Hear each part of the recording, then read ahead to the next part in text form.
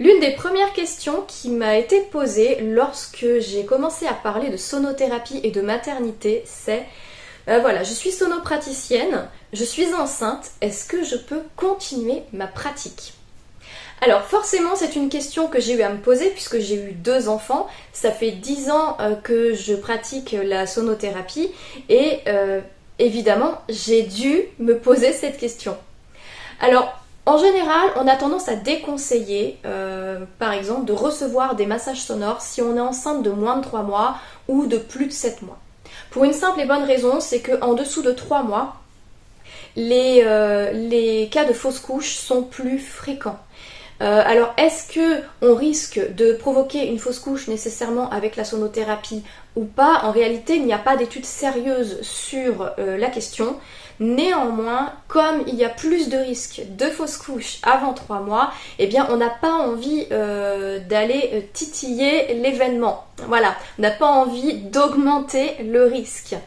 Et puis c'est vrai que c'est assez compliqué parce que si vous donnez un bain sonore à une femme enceinte de moins de 3 mois et que cette femme fait une fausse couche, eh bien effectivement on pourrait venir vous reprocher d'être à l'origine de la fausse couche. Est-ce que ce serait justifié ou pas? Aujourd'hui il n'y a aucune source scientifique qui nous permette de le dire.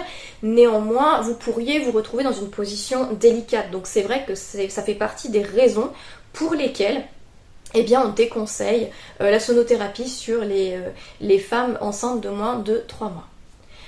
Néanmoins, moi j'ai tendance à déconseiller de poser des instruments et a fortiori des bols, et surtout des bols graves, des bols chantants en métal graves sur les femmes enceintes et surtout auprès du ventre. Parce qu'on n'a encore pas vraiment de retour, de prise, d'études sur la manière dont c'est perçu par le bébé à l'intérieur du ventre.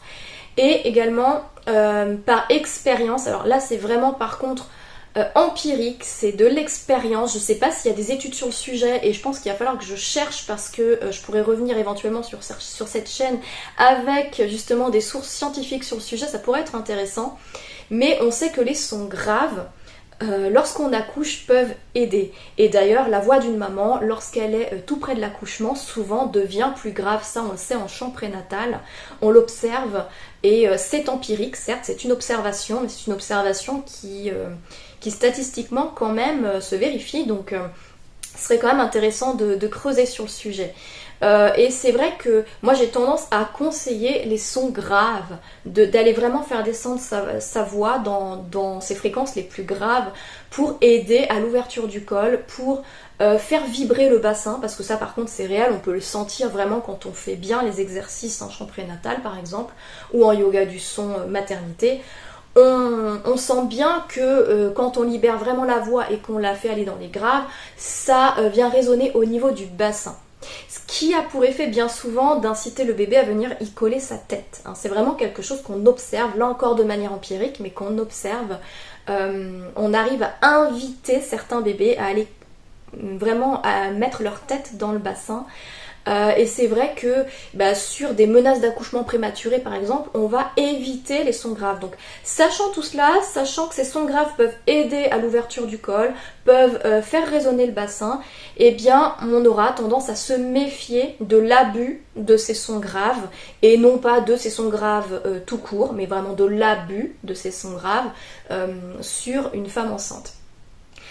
Donc moi, ce que j'essaie de faire, c'est éviter de poser des instruments sur le ventre d'une femme enceinte. Le seul instrument que je peux éventuellement poser, c'est une kalimba ou une sansula, vous savez les petits pianos à pouces. Précisément ceci, voilà. Éventuellement, on peut les jouer près du ventre ou les poser sur le ventre, mais en jouant très très doucement parce que ça fait des sonorités très douces.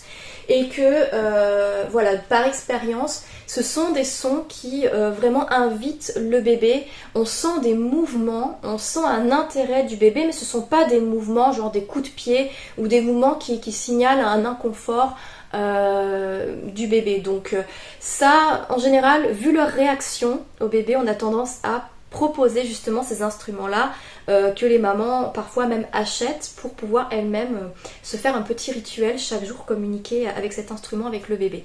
Et il y a bien sûr la voix. La voix, ça on peut la faire descendre dans le bassin, on peut la faire résonner dans le ventre. Sachant cela, quand on est sonothérapeute soi-même, qu'est-ce qu'on va pouvoir faire ou pas? Quand on pratique soi-même, on ne pose pas les instruments sur notre propre corps. Donc, a priori, donner quelques massages sonores ne serait pas contre-indiqué. Je dirais que il serait plus prudent de donner des massages sonores plutôt à la voix ou bien au diapason et ne pas abuser dans ces journées, par exemple, mettre moins de massages sonores au bol chantant, par exemple. Également, les bains sonores, je vois pas vraiment de contre-indication à les donner, si ce n'est que vous n'allez pas pouvoir, par exemple, si vous transmettez certaines respirations, si vous proposez certaines postures dans vos bains sonores, parce qu'on peut faire des bains sonores actifs, évidemment, il y a des choses qui vont pas être compatibles avec la grossesse. Donc ça, normalement, si vous pratiquez ce genre de choses, vous le savez. Je pense que je parlerai sur cette chaîne également d'alternatives justement dans ces cas-là. Vous pouvez quand même continuer à faire vos bains sonores, mais d'une certaine manière avec des pratiques alternatives et adaptées. Alors justement, c'est tout le sujet d'une formation sur laquelle je suis en train de travailler, justement sur les bains sonores spécifiques à la grossesse. Et si vous vous posez la question de vous-même comment vous allez pratiquer pendant votre grossesse, comment vous allez pratiquer en tant que praticienne en sonothérapie, eh bien vous pouvez trouver beaucoup de ressources justement dans cette formation, parce que je vais justement proposer des alternatives. Et ce que je vais proposer va forcément être sécure pour les femmes enceintes, donc sécure pour vous si vous êtes enceinte. Donc cette formation, je suis en train de la programmer, je suis en train de la finaliser. Elle va sortir courant novembre. Et en attendant, ce que vous pouvez faire, c'est déjà télécharger mon e-book sur comment accueillir sereinement les femmes enceintes dans vos bains sonores. Donc là, on va pas jusqu'à détailler les pratiques spécifiques que vous pouvez apporter aux femmes enceintes, et elles sont nombreuses ces pratiques. Ça, ce sera vraiment l'objet de la formation, donc vraiment vous donner des pratiques spécifiquement adaptées et qui peuvent vraiment changer le quotidien des femmes enceintes. Moi, je vous le dis, ça m'a changé mon quotidien à moi. Ces pratiques, je les ai adaptées d'abord pour moi. Je les ai enseignées ensuite à d'autres femmes enceintes et ça leur a changé la vie aussi. Et voilà, donc aujourd'hui, je vous les enseigne. C'est vraiment un peu mon bébé que je me prépare à vous enseigner. Mais déjà, dans cet e-book, ce que vous allez trouver, c'est déjà comment les sécuriser, comment comment éviter ce qui peut être problématique et comment faire en sorte d'assurer leur confort, parce qu'il y a plein de choses auxquelles on pense pas en fait, mais qui sont primordiales pour les femmes enceintes. Donc voilà, donc déjà je vous mettrai l'e-book en description, vous pourrez le télécharger.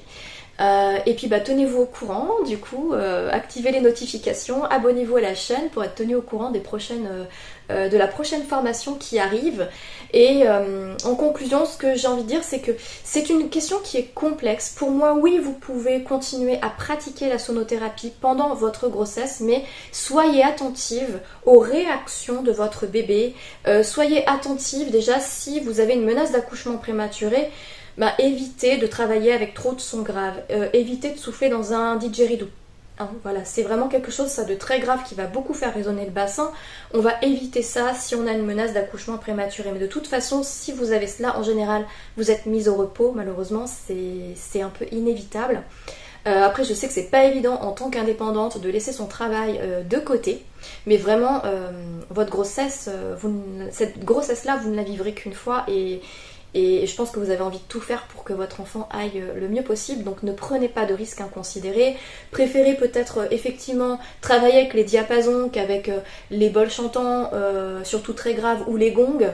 Je pense que voilà, là on va pas abuser du gong, effectivement. Ressentez si ça résonne dans votre bassin ou pas, n'abusez pas.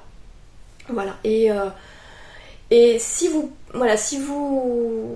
respectez ces recommandations, il n'y a pas de raison vraiment de s'arrêter, sauf éventuellement si vous sentez une énorme fatigue. Ne faites pas des pratiques énergétiques trop intenses. Donc n'hésitez pas, si vous avez plus de questions, mettez-les moi en commentaire et voilà, au fil des commentaires, des questions, je referai d'autres vidéos pour essayer de vous aiguiller un petit peu plus sur ce sujet. Et je vous dis à bientôt.